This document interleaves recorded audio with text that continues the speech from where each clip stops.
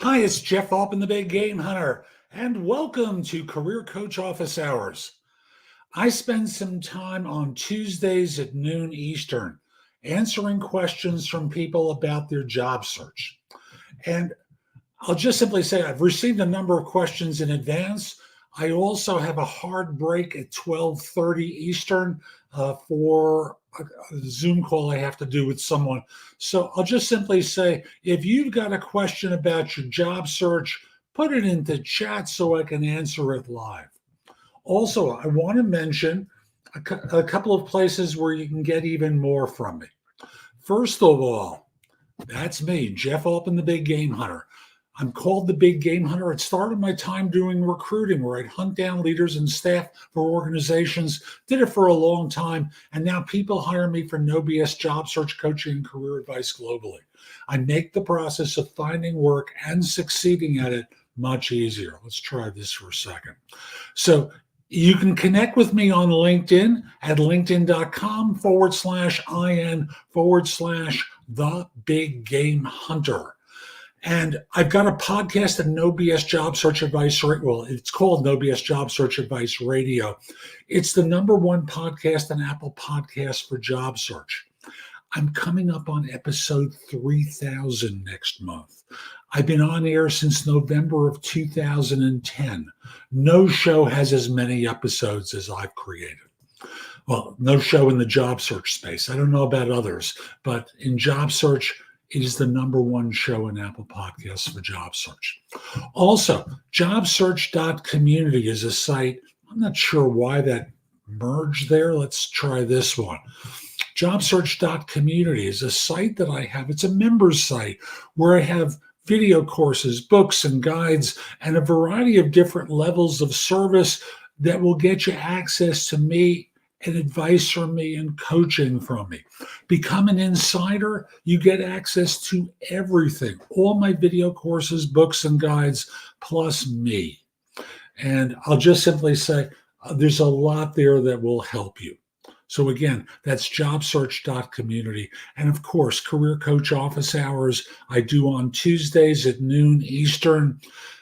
If you can't make it live, very simply, message me with your question, mark that you'll attend, so that this way, you can watch the replay later on, okay? So I'll just simply say, normally I would do a piece about the market or some piece of job search advice, but because I've got this hard break for a 12:30 call, I've told them 12:30-ish. I might be 3 minutes late, but still, it'll take a little bit of time to join. I'm going to skip that and just go right into questions. So again, if you've got a question for me, put it into chat so I can answer it live, okay? So the first question is, I've had interviews recently. The first round was with a team member. And the second round was with his subordinate. Does this mean that my chances are higher? Team member and then a subordinate. I think you misspoke here. It would seem like you're talking about a team leader and their staff. But let me work with the idea that maybe it was a member and then they're like a mid-range person, and then they have someone reporting to them. It's an unusual setup for an interview, but let me work with this. And I would say to you, no, your chances are not higher. Just because you have a second interview, yes, you could have been rejected. And that could mean that your chances are higher because you got past the first person and now you're getting to a second person. Ooh. I'll just simply say, you've still got a lot to go before they're ready to hire you. You still have to make them fall in love. And each step along the way, you have to create a positive impression of yourself with them so that they want to keep pushing you forward and ultimately hire you. Ultimately, you're going to have to get to the manager of this group and maybe the manager's manager before they propose marriage to you and want to hire you. It sounds like you're still early in the process, and thus don't get ahead of yourself. Just focus on making this person think that you're competent, okay? That you can do this job and that they like you and they trust you. Focus on that. Don't worry about, do I have a good chance here? Ugh, much too soon, okay? What do companies mean by transferable skills from adjacent career trajectories during their hiring process? Transfer. Transfer is something that you can move from one thing to another. So you transfer offices, right? So you move to another office. Well, a transferable skill is a skill that you can apply in the new role that you had from your old role. So a transferable skills from an adjacent career path is you're doing something similar but different. And the skills that you have are transferable to the new set of the new environment, so that in this way, you can apply your previous experience into the new role and thus be effective, be successful, have the possibility of succeeding. Okay. Okay, let's see now. What are the someone messaged this to me right before I did the launch for the show. What are the 3 areas of your LinkedIn profile to update? I'm going to change the question ever so slightly and say the minimum 3 skills of the areas of your profile to update. And let's start with the assumption that your career has evolved. You're not doing the same thing now that you did 6 months ago or a year ago. The first thing I think of is, of course, the headline, the lines underneath your name. Those are 220 characters, I believe, currently. And most of you don't really use it well. You state something related to your institutional title. You don't really sell yourself in your credentials. To me, it's a place that if you've got a branding statement or an elevator pitch about yourself, it goes in beautifully. For me, you'll see mine says, people hire me for no BS job search coaching and career advice globally because I make finding work and succeeding at it much easier. And then it says jobsearch.community because that's the site where I do a lot of my base work through. You've got your version of it. So find a branding statement that summarizes who you are and what you're capable of doing for an organization, or an elevator pitch. By the way, that model that I have for mine, I've got a video for it at jobsearch.community. It's free. It's on the homepage. Go get it. Apply it for yourself. Do not take a shortcut. Practice doing it and then practice saying it so it rolls off your tongue very easily. So the first one is the headline. Of course, change of employment. You have a new employer probably, so you have to change that. But the one that you may not think of as being important is the about area of your LinkedIn profile. The about area is one where it's really a commercial for you and your capabilities for an organization. And I have a message here, 3 areas to keep refreshing during the same search. Got it. I spoke to a group on April 6th. Thank you, Scott. I appreciate the clarification. Of course, you update your job description regularly. Do that every few months. That's probably the most important one to do. We've already done the about area because you may have evolved in certain ways and want to present yourself differently. Now, if you're within an organization with any regularity, that headline may not really need an update. It may be accurate, but think in terms of, well, I want to encourage you to keep asking for recommendations for people, not endorsements, but recommendations. Endorsements are too easy. Recommendations involve some care. Someone writes some things about you that makes you effective. So the 3 most important areas I think of are what you've done, and as part of the description of your work, And I'm going to keep Scott's message there up.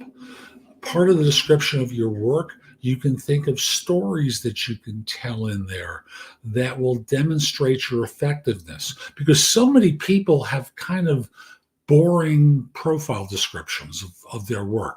I did this, I did that. Whoa. So, everyone's reads the same. There's nothing interesting there. So the first thing people see is the headline, those lines underneath your name.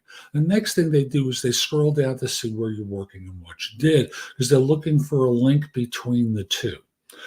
So you want to have a degree of congruence between the headline and what you've done, and work in some success stories in there. Follow the framework of SOAR, situation, obstacle, action, result, as part of what you write in there. So that in this way, people get a sense of what makes you different, what makes you special, what makes you someone that they should really talk to. Because like a resume, LinkedIn is a way of getting asked out on a date. You're not going to get hired based upon LinkedIn any more than you are about your resume, but it will get you asked out on dates. The third thing, I still think about the about section of your profile as being important, but of course, update certifications as being important. If you picked up some new certs, get those up to date. Get more recommendations.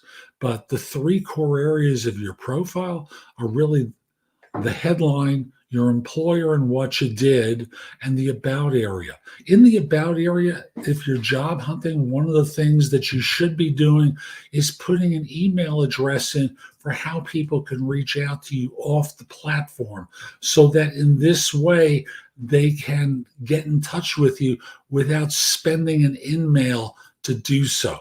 The way the LinkedIn system is set up is, a recruiter or someone who's trying to reach out to someone gets, I believe, 100 emails per month. And if you respond, it's credited back to them.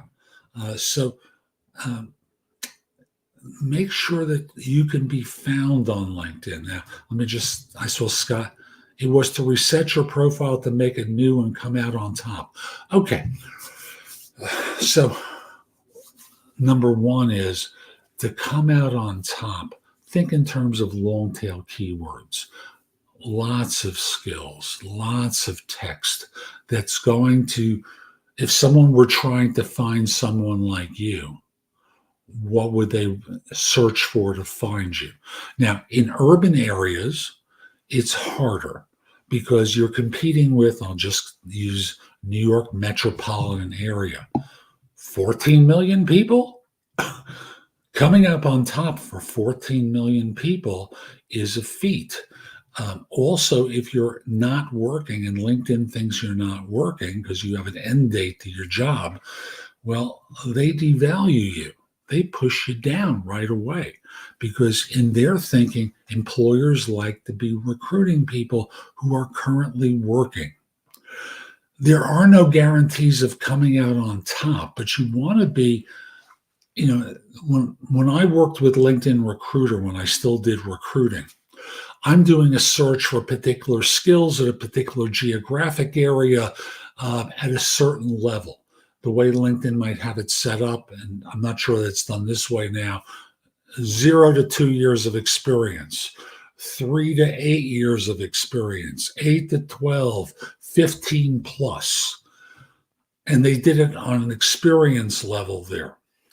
So I might look for someone with 15 years plus because I'm trying to hire a director.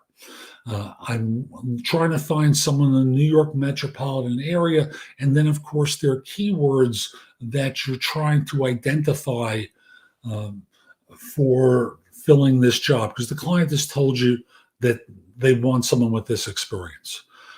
Again, I'm back to the idea of long tail keywords as being important because the fact is, without those, like I'll just use an example of your certification. If I did a search in the New York, New Jersey area for CPIM, how many thousand people am I going to get delivered into my inbox? Or that are going to be surfaced on my screen? A heck of a lot, right? So you have to think like the person who's trying to fill this job. And thus, you want to be in the role of, you know, you want to be hunted. Resumes are for when you're the hunter. LinkedIn is for when you want to be hunted.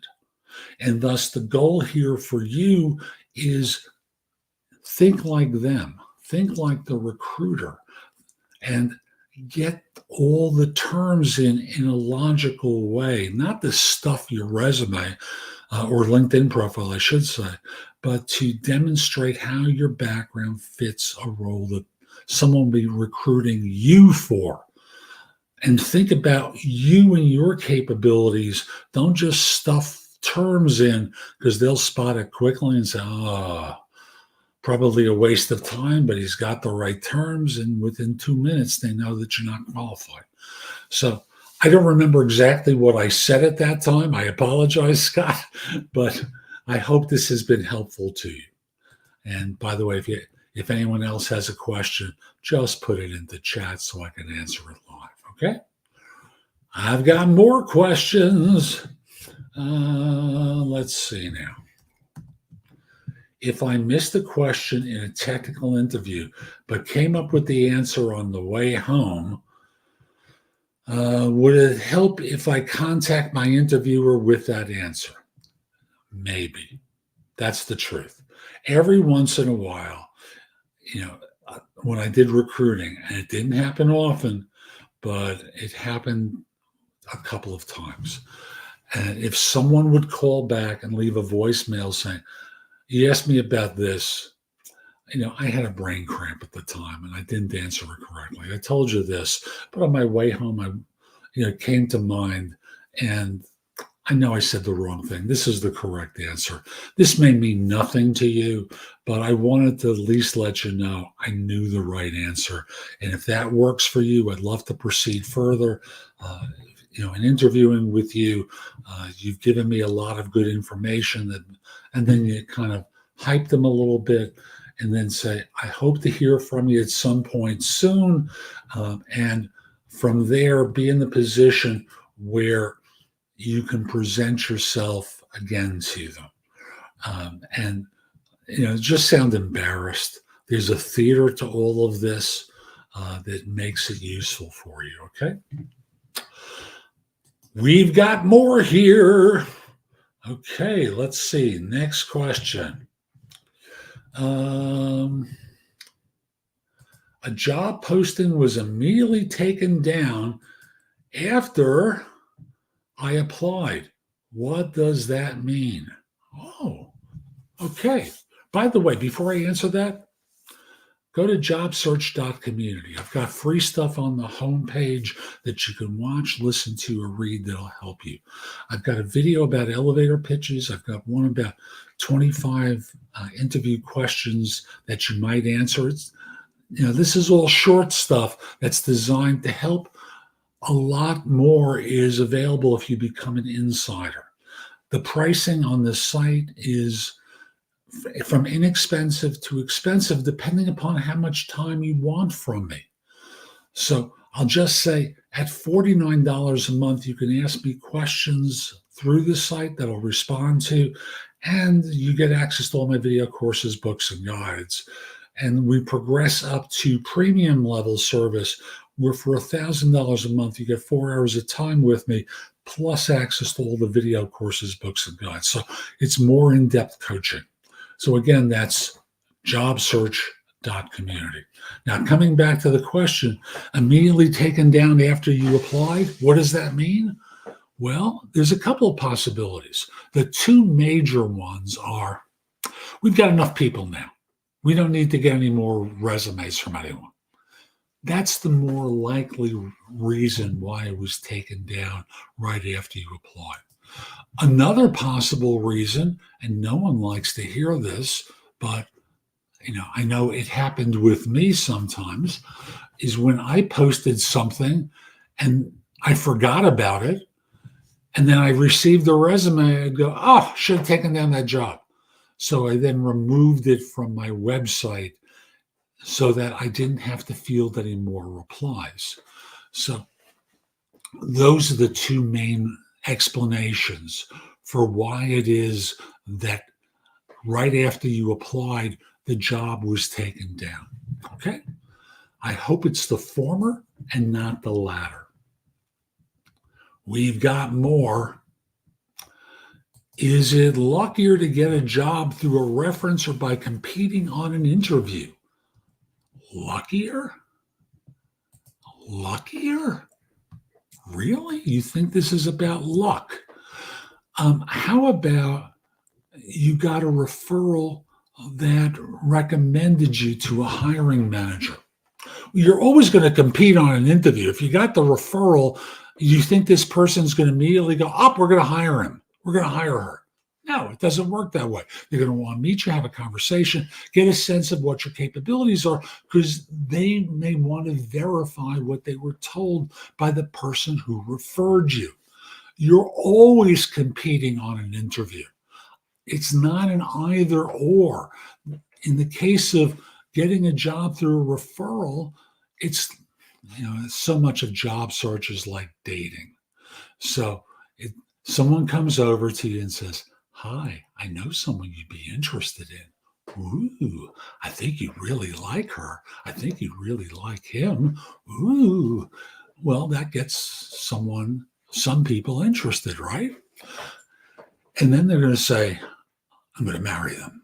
No, they're going to want to meet you, right? Well, it's the same thing here. It's not about being introduced. That gets you asked out on a date. It doesn't get you a marriage proposal or anything more than being asked out. So the long and the short of it is, luck isn't playing a part here. It's what the pitch was that got you in the door. You're always going to compete, even if you were introduced. However, you're advantaged because someone who the hiring manager knows, I presume trusts, respects, and likes, says, "I think you'd like them too. I know what you look for. I think you'd like them too." Okay. We've got a little more time. Let me just check. 12:22 is the time. Again, I'm going to jump off a little bit before the bottom of the hour so that this way I'm on time for my session. Okay. What does it mean when a recruiter says they enjoyed your interview? Okay. And asks for your documents and certificates and relevant job details to start the administrative process, and says that will enable her to have my HR pack ready. No offer letter. They want to check references. So part of this is they're looking for the I-9 verifications in all probabilities, and any copies of degrees, certifications, anything that substantiates some basic information about you. And once they have them, they can begin their process of verifying so that they can extend an offer to you. That's what I think the HR pack refers to.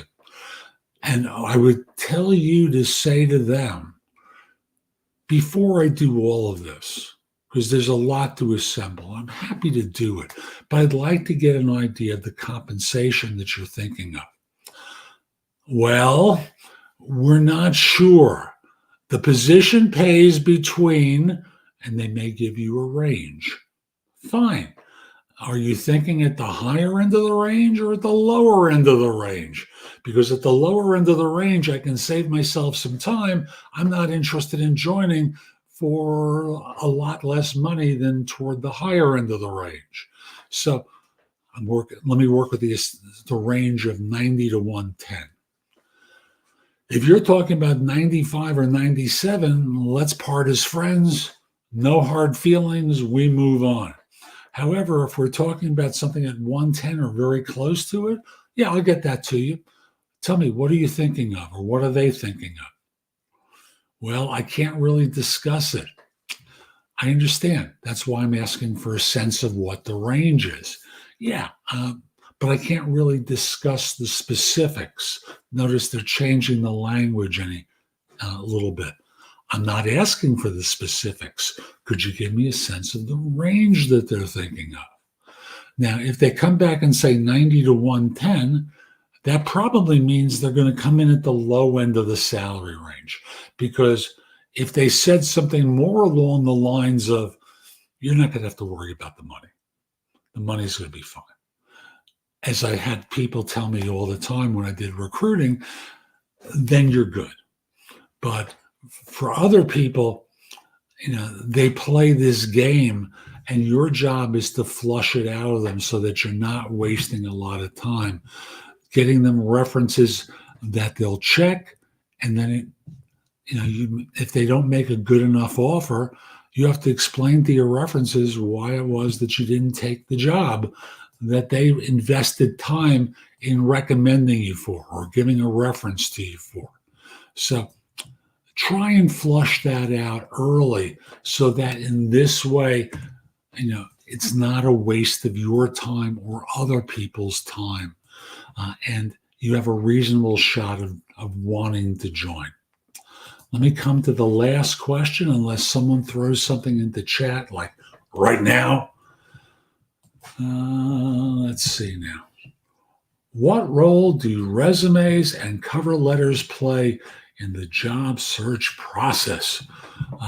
And how can job seekers optimize them for success? Resumes and cover letters, like on a dating profile, they are the appetizer. They are the things that whet people's appetite. That's whet, W-H-E-T, people's appetite for wanting to talk to you. So they want to ask you out. How do you optimize them for success?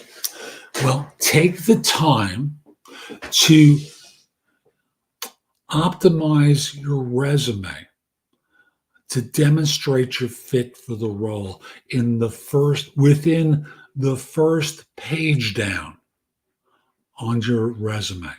As for the cover letter, this is always the easiest thing to me. If you're emailing a resume, this is the format. I'm forwarding my resume to you for such and such position with your organization. This is how my background matches up with the position description. Flush left, you put the required skill. Flush right, how long and how recently you've used that skill. If you haven't used one of the required skills, don't include it.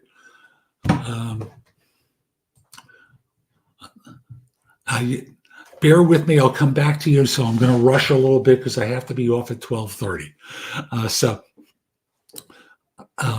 the goal here is demonstrate how your background in terms of skills that they're looking for and the functionality you might perform fit the role. Okay? Think in terms of them and what they need to see in order for them to know that you're qualified. And then the final paragraph is, if I haven't heard from you within a day or two, I'll follow up with a quick call, email, or text, or whatever, where you'd communicate with them. And from there, move on. That's really your best way of doing it. And if you have to send it as one document, make page one of your resume the cover letter. Start the resume actually as page two, because what you'll do is keyword stack page one, so an applicant tracking system sees that you're qualified. Now here, can a CEO resend a verbal offer? Yeah, what they can do is just call you up and confirm that this is what they've proposed. However, that doesn't help you because you don't. The written offer letter is your legal protection that they actually made an offer. I had a situation early in my first business where I had a client rescind a verbal offer. They wanted the guy to quit his job right away, to join them on Monday, and then they tried to back out. And I called them up and I said very simply, look, I'm a witness to this offer, and I'm going to testify if they sue you, and they have a right to sue you, because I actually heard the offer and I conveyed it. And you can deny it from me, but I'm impeccable. And I'll verify everything that I said because I do call logging. So you need to have a written offer letter as your legal protection that they actually extended an offer. If you need more, message me. I have a 12:30 I need to get to. I'm Jeff Altman. Hope you found this helpful. Visit my website, jobsearch.community. I've got a lot there to help you become an insider, and you get access to all my video courses, books, and guides. Plus, depending upon the level of service you order, you get access to me. You always get access to me no matter what, but it's how much access and in what form you get access to me to have your questions answered. Also, connect with me on LinkedIn at linkedin.com/IN/thebiggamehunter. Mention that you saw this. I like knowing I'm helping folks. And again, connect with me there. I'll be back next week with more. Hope you have a terrific day, and most importantly, be great. Take care.